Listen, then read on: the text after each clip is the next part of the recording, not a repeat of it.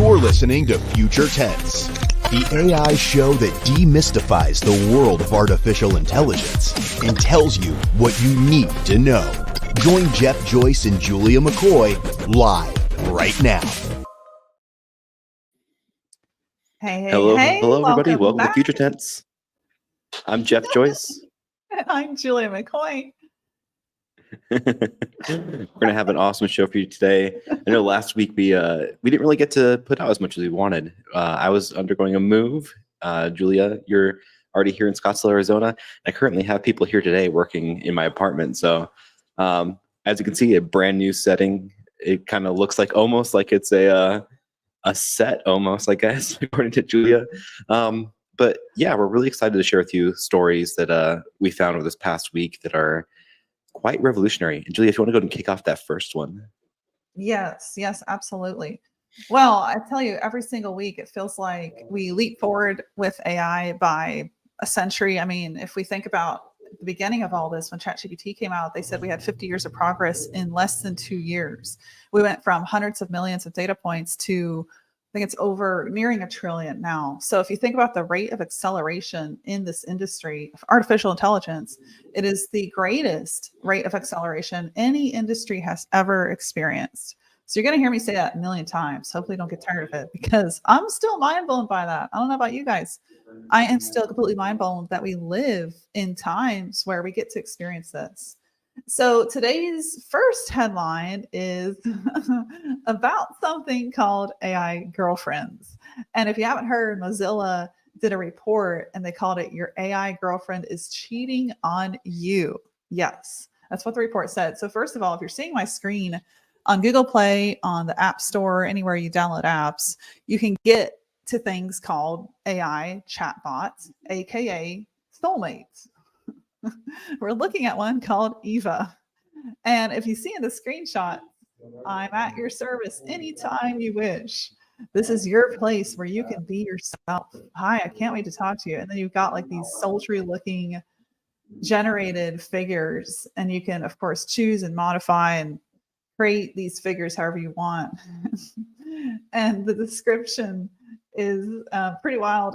I'll read this one in particular. This is the one that Mozilla's report was about, the Eva AI chatbot. So, and this thing, by the way, has had 1 million downloads, over 40,000 reviews, 4.2 average star.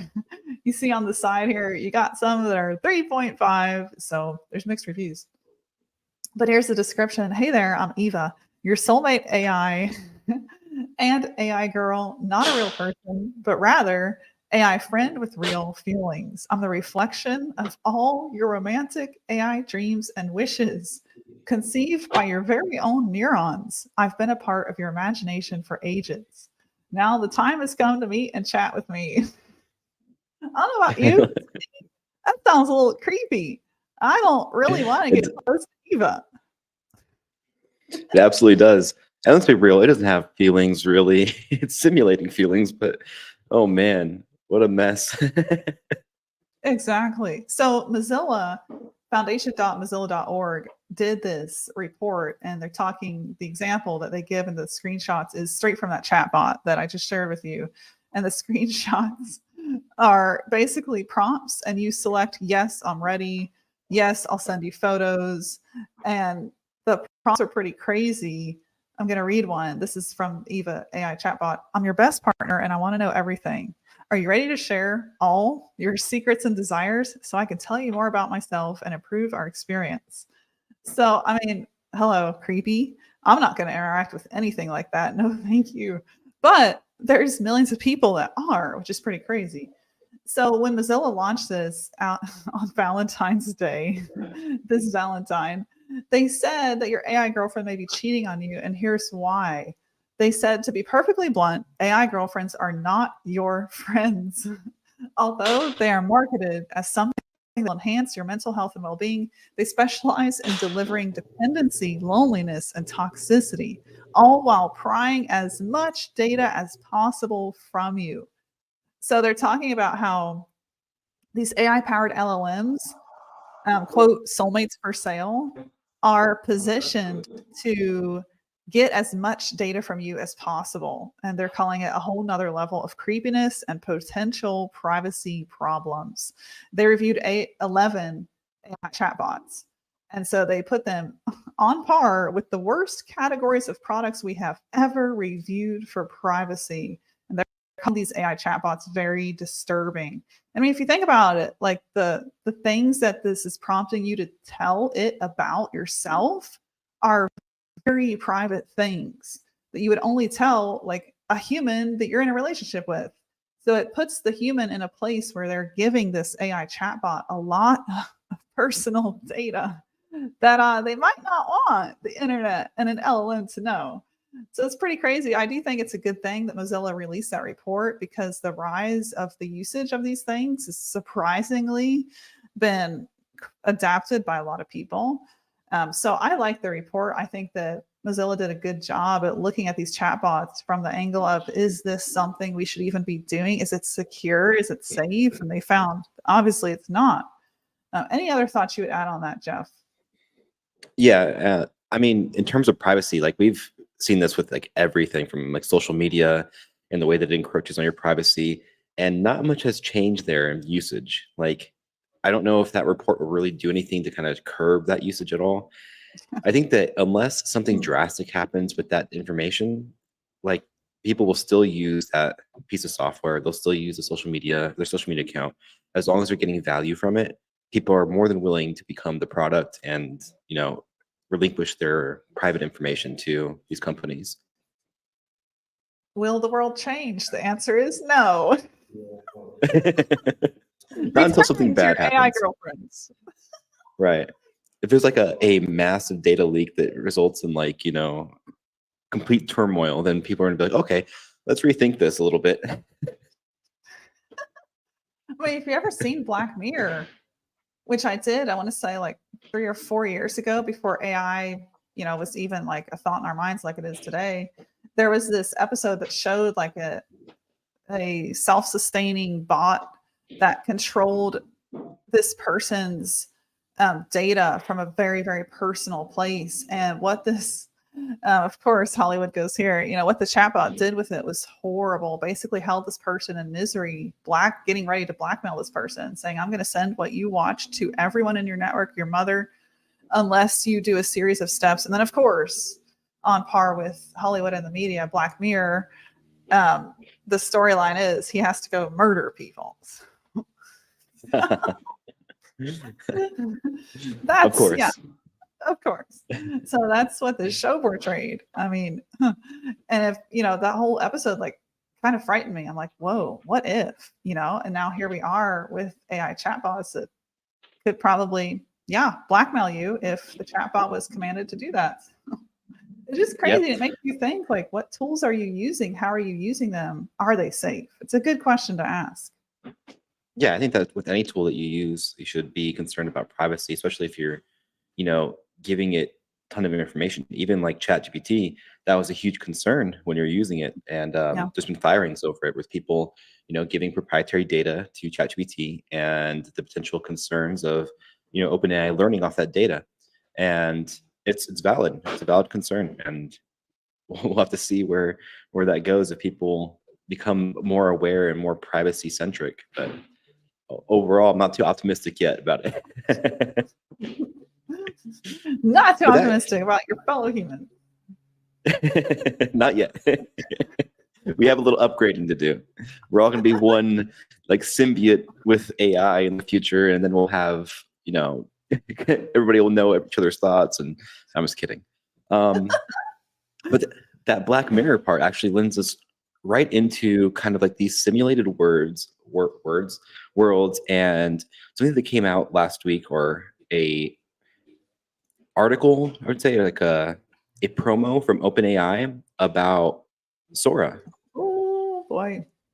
So for you audio listeners, what I'm showing right now on screen is, this isn't real. These are videos created by OpenAI from their project called Sora, that is just using simple prompts to create really awesome, what I would consider like almost B-roll footage that you can use in videos.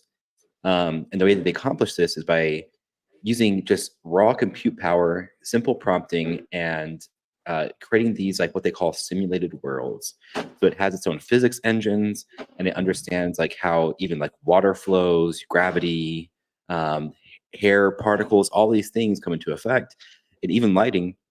And it can create these environments based off of it that they frame by frame are consistent. And this is mind-blowingly good. The image quality from this is fantastic. And we're going to get into a game here in a little bit, Julia, that I'm going to surprise you with. It's going to be pretty fun. And for you video watchers, this is going to be extra fun to kind of identify. But a lot of this stuff kind of looks like it's created like almost like a video game, especially this part right here.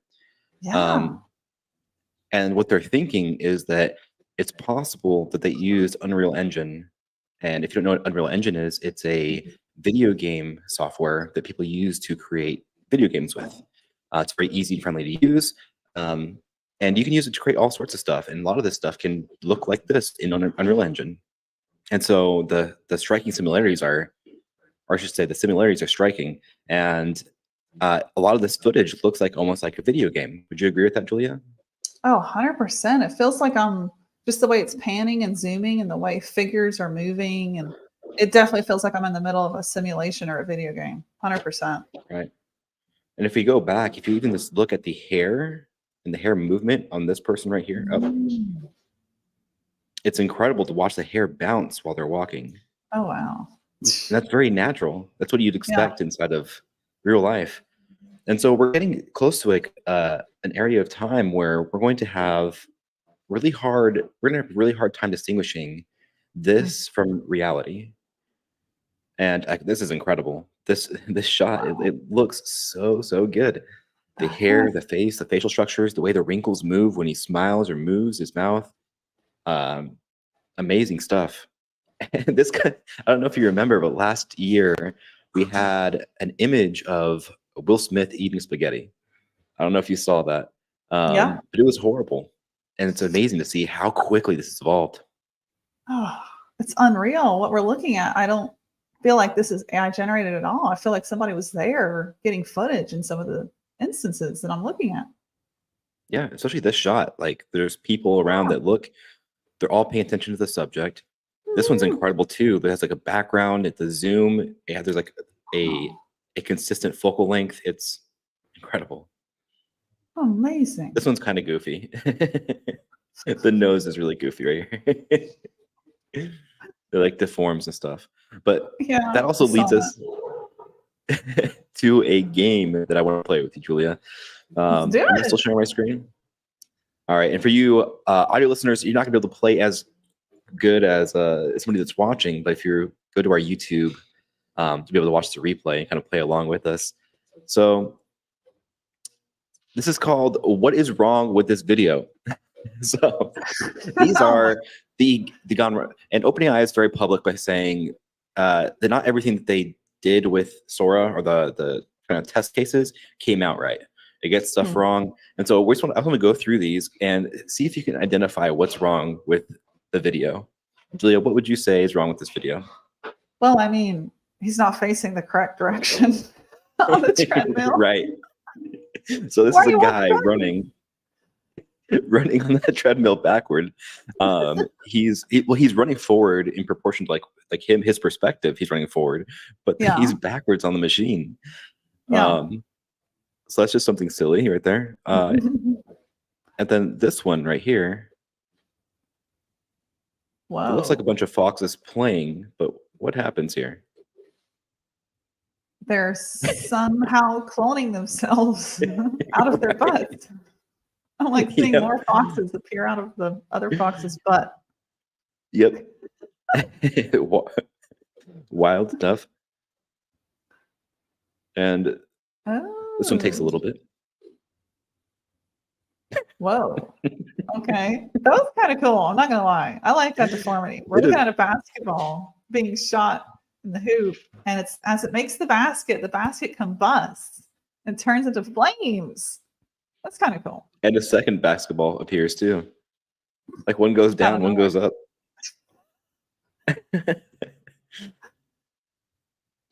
So what do you think was wrong with this one? Jeez. Hold on, I gotta what? There's just so many things wrong with this. I don't know where to start. I'm seeing like whoa, okay, the chair's melting in midair, and now it's walking on its own, and now it's melting again. Okay. It looks like a bag they pull out of the ground, and then it turns into a chair, and then they start Still to holding carry the it bag, away. by the way. Right, the bag transforms. They let go of the chair starts walking on its own. It melts. Wild stuff. How This would is you my use favorite that? one. There's no way you can Yeah. use it. This one's a little bit harder to kind of see what's wrong. So we're looking at an image of a grandma smiling at a birthday cake, and there's people in the background, and we're just going to kind of try to identify what's wrong with this. Okay, so the lady's hand in the background is really distracting. And it looks like she's waving with her right hand, and then suddenly she waves with her left, and her left fingers grow longer. And then they contort. One of her fingers just magically disappears. And it's just AI still not great with fingers. It's been a consistent theme through all image generation. And we just have an instance of the girl's hands. They do this, and then they just, I don't know, one of her fingers disappears. But I mean, the quality is amazing. Yeah, the grandmother, there's nothing wrong with her blowing candles out of the cake, which you would think that's harder to get right. But then the person behind her that's waving, it's that missing second finger. That's very distracting. That's all you see. Right. So I guess that could lead us into Gemini, which let's do Gemini, it. The other big headline. Yes. Right. So I don't have an article for this right now. Let me see if I can pull one up. So Gemini recently, I don't want to say recently, but it came to Google Bard. It transitioned from Bard to Gemini, and the output quality for Gemini has been astonishing. And not much further after that announcement that they switched it over, they're already starting to talk about Gemini 1.5, which is Gemini 1.5, their pro model, which has over 1 million tokens of input, which is just insane. I mean, you have Claude with 128,000 tokens of input, and so you're talking about almost 9x more tokens. And so the context windows for that is incredible, which means that it can have way more information that you can feed to AI. And it's fascinating to see Google start to kind of catch up in terms of not only AI output, but just the resources that they're creating for people to use their AI tools. And this is the article here of Gemini 1.5. And let me actually get to the graphs here. It kind of shows right here the input from it. We have Gemini 1.0 Pro, which is a 32K token limit, GPT-4 Turbo, 128K, Claude 2.1, 200K, and then Gemini 1.5 Pro, 1 million tokens. And it says up here 10 million in research. I'm not entirely sure what that means yet, but once we dive into more testing, we'll definitely be able to report it back here on Future Tense and keep everybody up to date. But the multimodal capabilities of this are looking pretty insane. Everything from inputting video and having it kind of understand what's in the video and having up to an hour length on that. It says 11 hours of audio, 30K lines of code, 700,000 words. That's a book right there. Lord. Can I interject, Jeff? You said something that I thought was so profound, and you don't hear this on the news, the media, and that's what Future Tense is all about, right? The things that you don't hear from the mainstream, the real truth here. You said something we're looking at a vast amount of tokens, a vast amount of opportunities to use what is an incredible model, but the actual usefulness could come down to 1/10 of the tokens you get, meaning the capacity to get good stuff is still very limited and finite. And you only know this because we're building content at scale, and you are in a pivotal place building that technology. And so you get to see firsthand, while these models have this huge, here's Gemini, here's Google coming out of nowhere, blowing OpenAI out of the water. This is how many more tokens than OpenAI, Jeff? It's a lot more. I would say, it's 128,000 versus 1 million. Geez. That's a lot. You would think, okay, maybe if I switch to Gemini or if I use this, I'll have vastly more capabilities with output. But then you see firsthand testing these models that, oh, the output isn't necessarily as great as the capacity because there's only so much usefulness. Could you speak to that a little bit? Because I think that's very interesting. Absolutely. So there's the concept of generalized AI versus specialized AI. So specialized AI is always going to have an upper hand of getting you exact output that you want. Whereas anytime that you use generalized AI, what you're having to go through is all these different hoops and learning curves for you to get the exact output that you want. And it's going to take you several different iterations in order for you to get anything consistent, good, or usable. Now, for simple tasks, like you just need to understand something like this works really, really well because I can just take an article and understand it, have it summarize it for me. That's a great use case for something like a generalized model. But if you actually need to get work done, that's where the specialized models come in. That's where something like Content at Scale comes in. That's where like Opus comes in, where these tools that are especially trained to complete exactly what you need done quickly and accurately and consistently are so invaluable. So while these are exciting, it's important to view it through that perspective, to have that understanding of it's a generalized model and every answer that it gives you will be generalized around that lens that it's trying to encompass everything. You have to really guide it. You have to really know what you're doing with these models in order for you to get something really good out of them.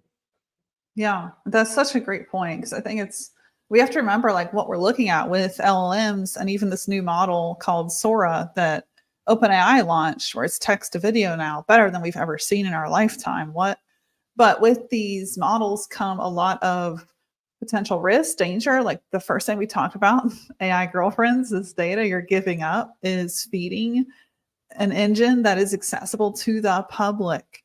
And then with LLMs, you may not be getting the output that you would expect. Or, a misconception I've seen whenever I do training classes is new marketers or interns, junior marketers, they go to ChatGPT and they think they can prompt it and say, please write my Black Friday sales campaign. And then the email that it generates is ready to go without any editing because the junior marketer doesn't know any better. Or they don't have somebody guiding them and educating them, showing them how to actually use this tool, or go to a solution that actually taps into the LLM and then has more technology built around it to give you an email that actually works. So like that's what Content Scale is built to do, is give you a blog that actually works. And so the misconception is I can just go to ChatGPT, I can go to any of these models and instantly get something that is better or as good as what I would pay a writer, thousands of dollars for their expertise. So I think we have to remember that is we're looking at something that is kind of like the Wild West. To me, it feels like the parts of an engine, but the engine hasn't been assembled. And the people that are going to build the actual engine that drives the car that gets us to the goal are the entrepreneurs of the world. Like the one Jeff and I both work with, the founder of Content at Scale. So that's where I have so much optimism because these models themselves by themselves are very risky. They create misconception that you can use output and it's ready to go because it looks good to go. But unless you actually have expertise, unless you are a good writer, a good coder, then you don't know that could be complete crap you're looking at. And it would actually send the people on your list running, which I've heard from people that copied and pasted straight from ChatGPT. So we have to remember that with these models, it's the Wild West. And I really believe we should be looking at the entrepreneurs who's going to build solutions with this. That's where a lot of the gold is going to lie. Absolutely right. Yeah, it's a great point. And one thing that also I wanted to point out from this article is that Google's starting to try to tackle kind of like the ethics and safety testing. And this will get us into also our next topic, which I wanted to talk about AGI. But some of the principles and stuff that they're going over is like making sure that they're safely and with ethics in mind, testing these platforms, I should say tools, because all these are tools. They're tools for you to use, but how you get better tools is by, having that expertise that you're talking about. It's like, if I understand, if like you're a content marketer, you've ran a content agency, you know everything there is to know about it. And so writing in and out. So you know how to identify it within writing. And that generalized tool isn't going to give you something that's up to par with that. However, a specialized tool that is like built off of your input, or that its output, and it's going to be consistent, is incredibly valuable to somebody like you. And that's the same thing for literally every single industry. And so when we talk about something like AGI coming about, I've been seeing this rumbling on the internet. Let me actually back out here. AGI in 7 months. What do you think about that, Julia? Oh boy, I would not put any limitations on what is possible here. I know we had a very spirited conversation with our founder yesterday. We had our first co-working day, by the way, yesterday on the 19th of February, and it was like dynamite. I mean, this is the reason I moved here. I didn't move here because the mountains are pretty. I moved here so we can all meet in person and build the future. And that's what we got to do yesterday. And it was so amazing just to be in the same room with people that are looking at a vision as big as the one in your mind too. So it's just really cool to be able to do that with Jeff and Justin and Ben.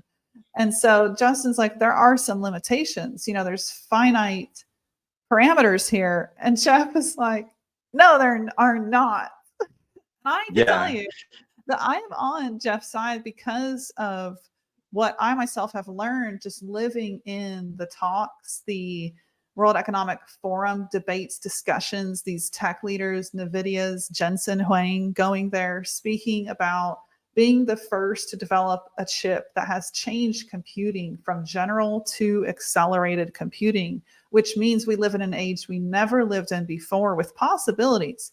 Basically, because computers just got like a million times stronger and better thanks to these chips that are being developed. And we have quantum computing coming out soon. Like, I think what we will be able to run, and that's how artificial intelligence has jumped ahead so much, because of that breakthrough that we had in computer chips.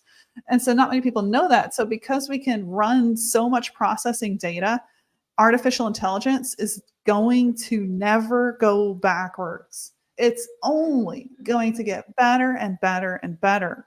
And if we know that the point of entry to every great discovery and every great breakthrough will be through artificial intelligence, it will be the one looking at the Petri dish, making the discoveries, because our brains are so finite and they're so limited, even though our human brains are amazing at things like experience and personal touch and personal relationship building, which AI can't take the place of. That said, like, there's nothing else AI can't do. So that's my perspective. Jeff, I'll hand it back to you. I agree. And I think that it's important to have those conversations. Like, nobody knows for sure when AGI is going to arrive. And even when it does arrive, how do you know? It's a very like almost philosophical question. It's like, how do you actually know that AGI is here? And we're not talking about super intelligence where it's completely aware and has sense, it's sentient and it can, have feelings or emotions or anything like that. We're just talking about something that can complete work better than a human. That's the level we're talking about. It's like it can go off on its own, it can do its own thing, and it can run whatever it needs to do. And so what we're seeing is this trend of people almost panicking, saying like AGI will be here in 7 months. The reason why they're saying that is because they're looking at the curve and acceleration of all these advancements and are saying, these are all the building blocks that we need to have AGI. So we have some stuff like agents, where we have like Microsoft really trying to tackle that and like go into that area and develop these autonomous agents that can kind of complete work. And then we have video with Sora, and then we have possibly music and sound generation coming up, and we have like voices, text recognition, and video and photo recognition. All these elements are like pieces of the pie that once they're complete, we believe that we could have AGI. Whether that's a actual thing that's going to happen, we have no clue. But we're not going to know it's here until it's already here and already doing incredible things. So this AGI in 7 months, it's almost, I apologize for the sound in the background, but it just reaffirms the reason for this podcast of like being like, it's important for you to be aware of this and understand that it could be 7 months, it could be 2 years, it could be 3 years, but nobody really knows.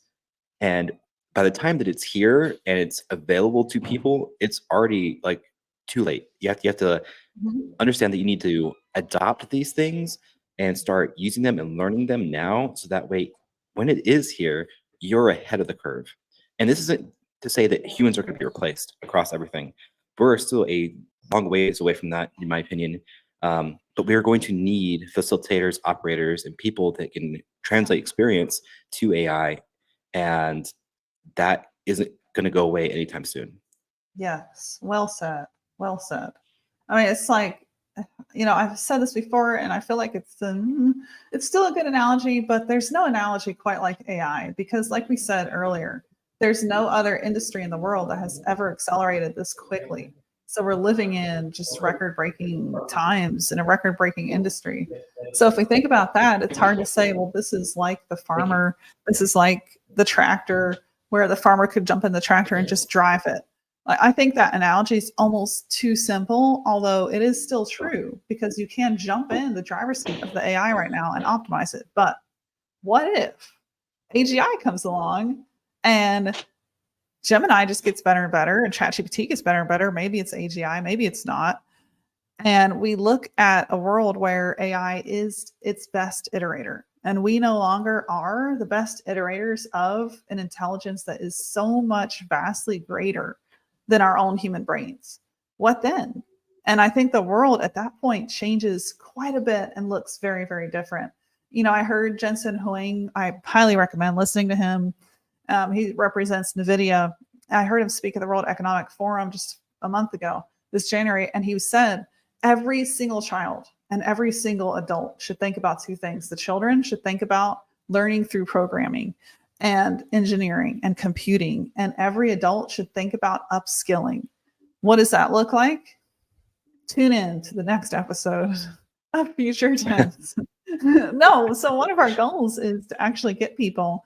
Arizona has its own workforce acceleration program here. I love being here because we get to be close to all this innovation, where the state and ASU is spearheading upskilling. What does upskilling look like? And so they're bringing in information technology leaders to actually lead this program and help people learn, how should I upskill? What should I upskill into? And so we're going to bring these people on the podcast in the days to come. That sets the stage for, I think right now, just the awareness of, if you're in a company, if you are a consultant, if you are a service provider, if you are an agency owner, you should be asking yourself the question, how do I embed AI into what I do? And if you're not asking that question, you will get left behind, because it's not going to be AI replacing humans. This is a gradual change. And the people that are going to win, because we always have winners through history. There's never just humanity loses, the end. That's a picture painted by clickbait media. And every single big turn in history, there's been huge winners. There's been people, groups of people, leaders, industry leaders that have won. And so that's what I encourage you to think about doing, is how do I adapt? How do I pick up this technology and make it something that's in my process that could 5 to 10x my team's productivity? I just got off a call with an agency owner this morning, and that was our topic. How do we take content at scale, put that into your process, and basically throw into the trash every bit of the old process we used to have, where we would sit down, create an outline, send that to the client, get approval, go back to the writer, write it, send that back to the client. What if we just ditched all that and had AI run the whole process? And then we told the client, AI knows more than we ever will, and it can actually generate better stuff than a human can. So, how to approach that.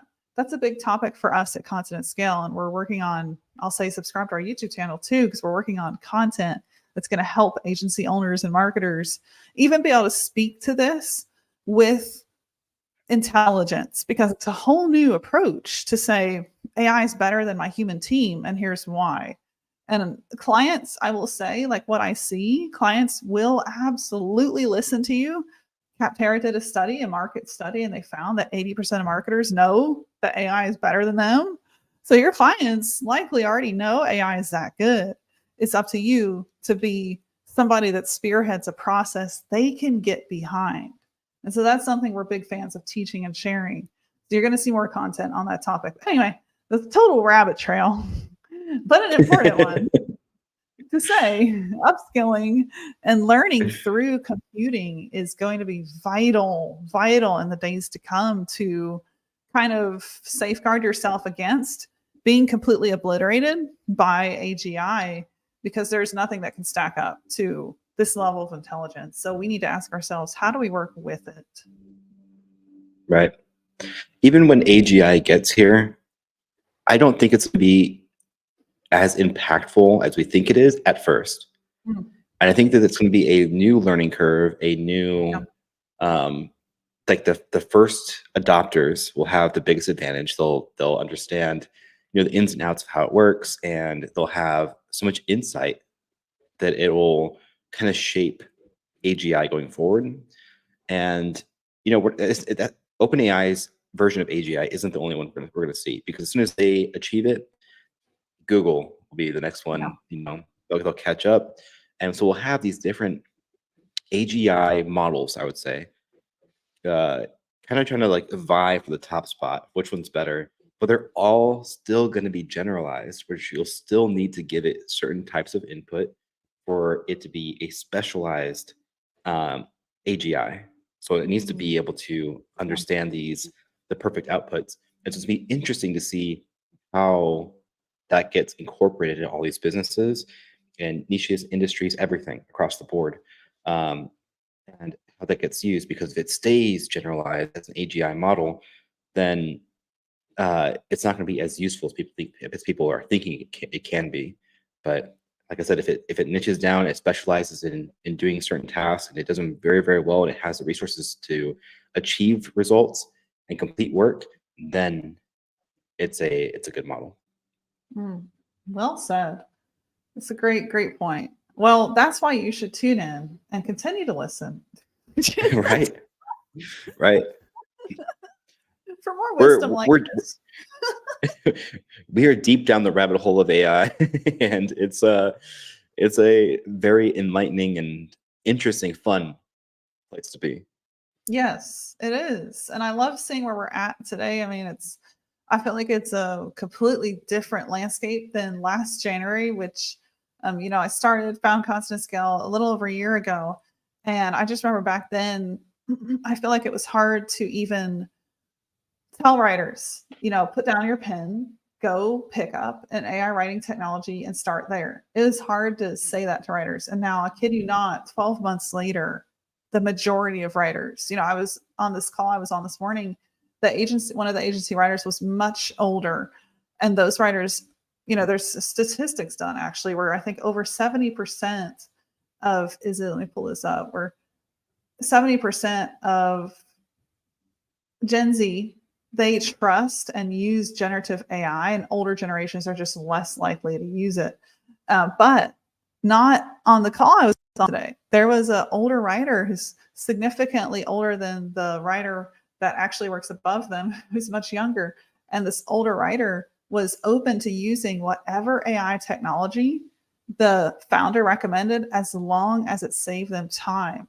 And that was probably the first call I've seen where a writer in that age category did not just flat out say, no, thank you. I hate this trash. I will never use it. And so we're even seeing change in the older generation, because they know this is so much further than just a trend. This is like, I remember when NFTs came out, Web3, Metaverse, and yeah, I didn't start a podcast, let's just say that, around the Metaverse. But here we are. AI is just so much more than a trend. It's going to revolutionize everything.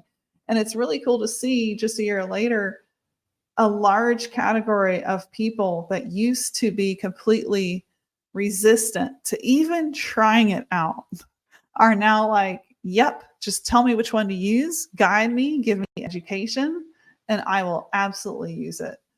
And it's interesting too, because, something last year I saw was a lot of disruption in job loss. And I will tell you, if you study that now, the job growth from the AI market is incredible. One statistic is by 2032, which is just a few years from now, the AI market is going to grow to $180 billion. That's crazy. That's leaps. So if you think about the income that can be made in generative AI and working in AI, that's something Content Hacker Live we're hosting here in Austin, Texas, is going to be all about, is how do you actually make money in this new age? How do you use these skills? And we have industry leaders there that are tapping into the power. Jeff Hunter is set to make $2 million this year, and he's primarily selling AI services. So how can you get ahead and not just like, okay, let me adapt, but how can you like win really big? So if you want to learn that, you got to be at Content Hacker Live, contenthacker.com/event. Come join us, get your tickets. There are some tickets still left. So join us. If you can't make it live, you'll get the recordings, just saying, if you get the VIP pass. So be there, learn. And that's just my, one of the biggest tips I would have is learn as much as you can. And by being here and listening to the show, we believe that that's one of the best steps you could take forward, is to learn from real people working in this. We didn't just start this podcast to shoot the breeze. We started it after Jeff and I were looking for a show for about 7 months, and I couldn't find one that really spoke to the nitty gritty and wasn't awfully boring and very, very technical. So we have to be different in that regard, something you can enjoy and listen to and learn from.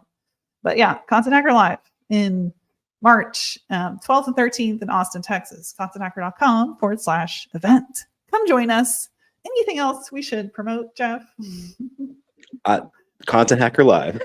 Make sure that you're there. I will be there as well. Come say hi, or if you watch the recording, send me an email, drop a message, comment on the podcast, whatever you want to do. Be more than happy to talk to anybody that's a fan of the show or wants to learn more about AI. Yes, we're open books for sure. Well, I know we have if you guys could see the list that Jeff and I put together of topics to talk about, and this is why you haven't seen a flurry of guests, because we really want to kind of hand cultivate ourselves a lot of the AI news. And let me just tell you, there's been absolutely no shortage of AI news for us to cultivate. And so this doc we have of background research is probably 40 pages now, Jeff. And it's hard for me to okay, let me go get a guest. Stop, hold on. Because there's just so much to research and talk to you all about in AI news itself. But that said, we're working on a list. It's in progress, and we will have guests, so you can hear wisdom beyond just our own. I think that's going to be important going forward for the show. And this document that we have kind of got out of hand because we had it structured episode list. Well, Julia did. Julia had it structured episode list. She had it all nice and organized. And then I come in there and I start posting just tons of stuff in there, and it becomes incredibly disorganized because it's just there is so much. I'm just I don't even have time to organize all this. There's just so much news coming out. It's good though. It's just like a dump, and then we can actually pick from that what's important. Right. But yeah, we should be more consistent with these now that we're both in Arizona. We're going to be doing a lot more future tense. Hopefully you'll see some guests come on. Hopefully we do some really cool and interesting live sessions other places with different people. I mean, there's tons of stuff that we can do with the podcast. So make sure that you subscribe, stay tuned. If you have anything you'd like us to talk about, cover, feel free to leave a comment or send us an email. I'm Jeff at continentscale.ai, and Julia, it's Julia at continentscale.ai. Feel free to message us. Yeah, absolutely. Yeah, and thank you guys so much for listening, subscribing. If you haven't, this show is on every platform you can think of, from Player FM to Pandora to Spotify to Google Podcast to Pocket Cast. So wherever you listen to podcasts, subscribe. Hit that button so you can catch the latest, because I kid you not, literally this is breaking news every single week, and it's important. We don't just regurgitate a headline. It's more here's what you actually need to know, and here's what's important, and here's what's here are the points you need to be thinking about as you read this news. So that's why, like, we lead with the AI cheating girlfriends. If you're at the end of the show, catch the beginning, because that's pretty wild.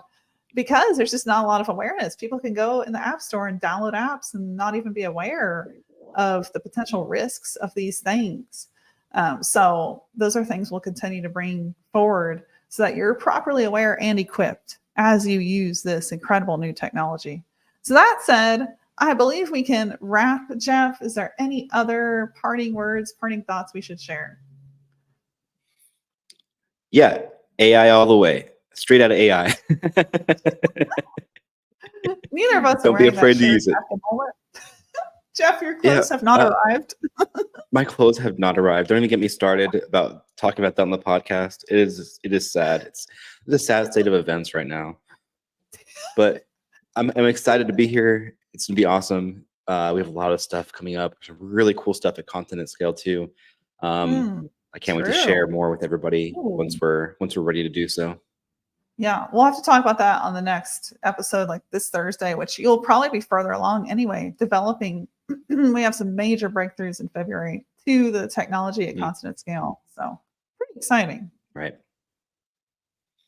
Cool. Yep. And with that, we can end it.